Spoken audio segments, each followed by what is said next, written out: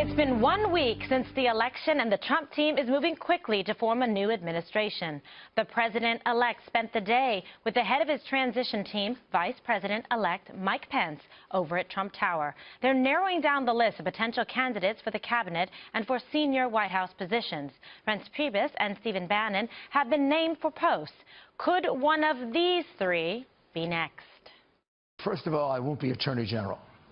You won't be Attorney General. So good, I won't have to decide that one, okay. Thank God. The choice for Secretary of State in the Trump administration is down to Rudolph Giuliani and John Bolton. John would be a very good choice. Is there anybody better? Maybe me, I don't know. I want to be the general planner looking out over the next 8 years and trying to design how we fundamentally reshape the federal government. And that's a very broad job. This might be the time that Laura Ingraham, don't say anything, is named press secretary to the future president. It's wonderful to be considered. I've known Donald for a long time. And, you know, I know most of the guys who are going to be in the White House with him. Well, you want to know, right? You know who might know? Campaign Carl, because he always has the inside scoop, and he joins us now in studio today, and we're going to keep him here till we get all the answers. Carl, welcome. You're captive of the five now. So we want to know everything. I mean, there's a lot of speculation. You saw Laura Ingraham was on this morning. Kellyanne Conway's been making the rounds. Rudy Giuliani. What's going to happen? Give us your facts and your predictions. At the end of the 70 days or whatever there are left of this, there will be a foundation for a government. But with the 3,700 to 4,500 jobs that have to be filled, there are going to probably be hundreds that won't be filled. It's quite common, in fact, for a year or two to pass before all of the federal posts get filled, and sometimes they don't. It's been described as a knife fight. A little while ago, somebody called it a Game of Thrones. This is like people who've never been in a transition before. Yeah. You might think about a show that the president-elect once hosted called The Apprentice, where he encouraged people to fight, where he encouraged them to compete for their jobs. And there's an awful lot of people who want a very few number of top White House and administrative cabinet level positions, and so they're jockeying. But to use all this sort of hyperbole about it, no, this is a transition. They are struggling to put together a government. They've got a limited amount of time, a limited amount of people, and an unlimited amount of Americans wondering what's going to come next. I think the knife fight illusion really stems from the fact that Chris Christie was pushed out and Pence put in place. And that's part of the delay, because Christie had agreements with various departments of the government to share information. Right. He's gone, so that agreement is now void. But I think it's so interesting that, for instance, Mike Rogers, former head of intelligence in the House, a Republican, good Republican from Michigan, he is no longer part of the deal because he was a Christie guy. So that's why people say knife fight. There was a little bit more to it than that. A lot of conservatives thought that when Rogers was in charge of the Benghazi investigation, he wasn't as aggressive as he might have been. Trey Gowdy, for instance, who was his successor, has been very critical of him. And so, yes, there is that component of it. The aspect of Chris Christie having signed the agreement for the transition campaign to share information back and forth with the Obama administration, Christie's signature was on it. Christie's no longer on the transition, so they need to put the new guy's signature on it. And Pence will tomorrow go to Washington. He'll meet with congressional leaders. He'll sign the document, and that part of the exchange of information will go forward. Why do you really think, though? What's the backstory with Christie? Is it because the president-elect thought that he was perhaps abandoned by him in the past month? Because I heard some of that. Well, there was a number of reasons. For one thing, the Bridgegate issue is troubling to some of the folks in Trump Tower, not all of them, but that's an obstacle. There was some concern that the transition committee had become way too isolated from the rest of the campaign when the campaign was underway.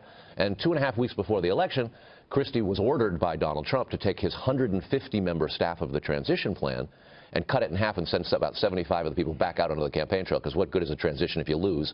And ultimately, he did. He won. It seems like you mentioned The Apprentice, though, and it seems like Trump is a pretty good hire and firer. Like, we're saying this kiddingly and making fun of him, but if you look at the campaign, Lewandowski, when he needed somebody who was really scrappy, you know, went to Manafort when he had to do had to do the RNC. And then at the end switched to Kellyanne, who was fantastic. It's not surprising that he then puts Pence in right on the day when he needs somebody who's very serious, who's going to do all the work.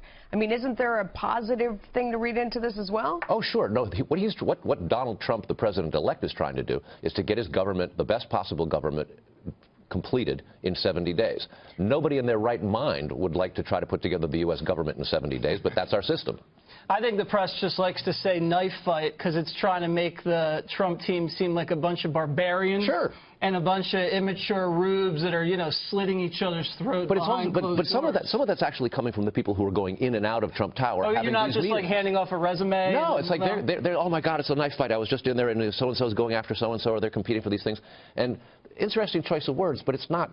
Actually, what this is a transition. Knife fights, people get hurt. This one, you may not get a job, but you're not going to get stuck in the neck with a blade. Carl, let's get down to the most important question here, okay? Stop beating around the bush. There's a person here not at the table, Eric Bolling. Did you see him at the Trump Tower, and what is he up for? Be honest. Is he being vetted right now? Didn't see him, but wouldn't be surprised. There's lots of doors, and they do sneak in around us. We're stuck across the street. Money czar. To be in the law, but that's Follow the money czar. I just want to say, you know, I want to put the rumors to rest. I will not be the press secretary for the Trump administration. I cannot take the pay cut. And I'm going to be sticking around here. But, you know, I've heard two names about that. I've heard Kellyanne Conway, which she's very deft, and she can pivot, and she's graceful and beautiful, and that's one approach. But then Laura Ingraham, I mean, she would just be out there laying siege to the media on a daily basis. It would be like must-see TV. And that's just probably maybe the continuing strategy of Trump's war against the media. That could continue to mobilize his base and keep the media on defense. Well, but if Trump were to pick somebody who would be well acquainted with those of us in the Fourth Estate, that's going to blow up in his face. Yeah. As soon as whoever it is behind the podium in the Trump White House starts agreeing with the tone of the questions of the press, right, that person needs to be pushed out, and somebody who can pick a fight will come in. Right. So who are you closer to? There's a whole bunch of names out there. One of the things they are not talking about very aggressively is who will be the political director, who will be the comms director, who will be the White House spokesman, who will be the White House press secretary.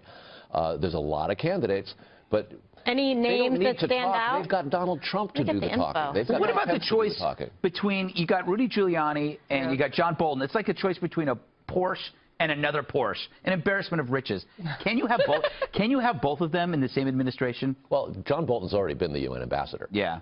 He hasn't been a National Security Counsel to the President of the United States, and there are other positions in national security that he could get involved in pretty easily.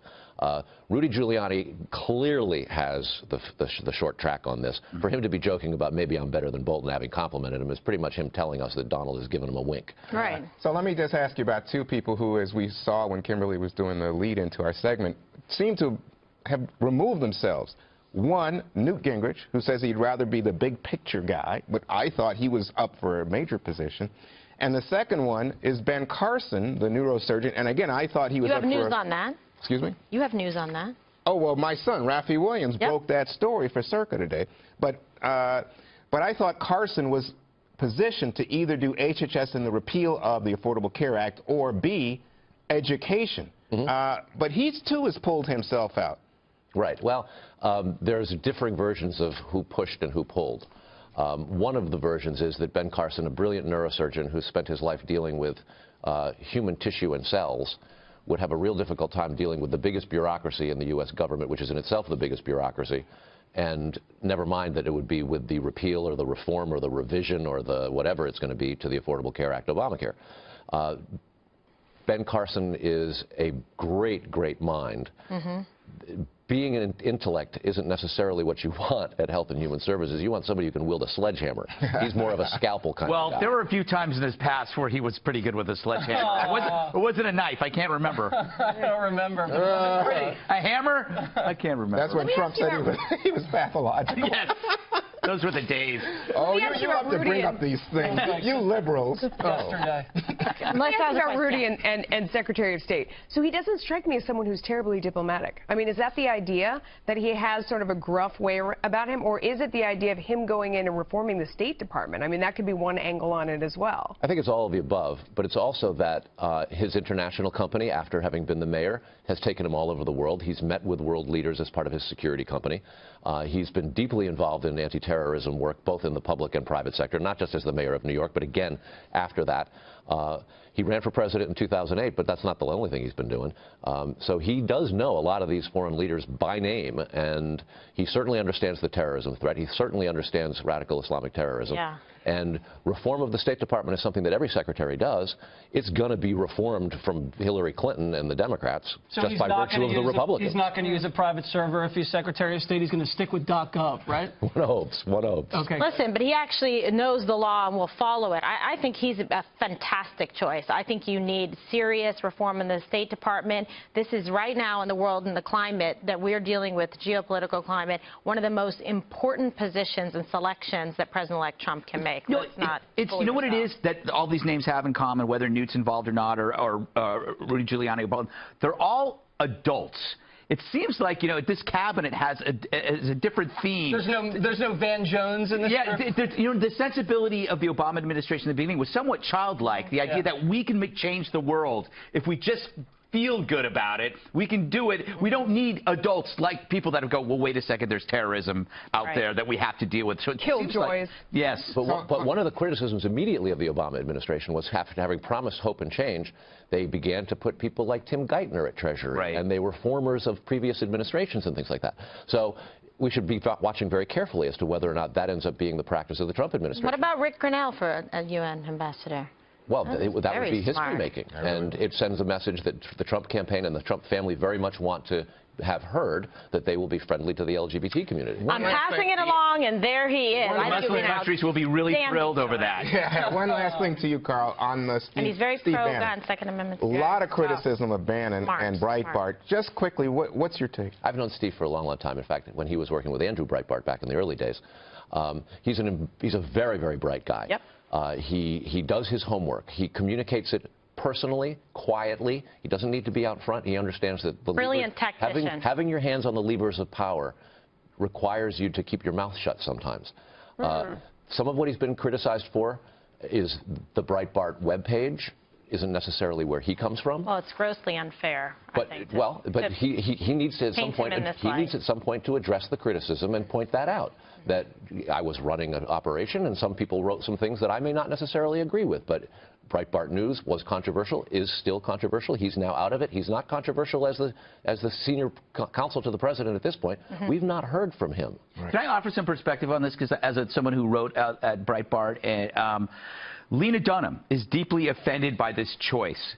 And I believe that anything that deeply offends Lena Dunham has to be the right choice. Isn't she in Canada by now? No. She left a voicemail with Paul Ryan, basically saying how upset she was. And it must be like getting an oral wedgie. Ew. I can't imagine that kind of voicemail. That is just exactly. I wanted that response, good. Kimberly. Thank you.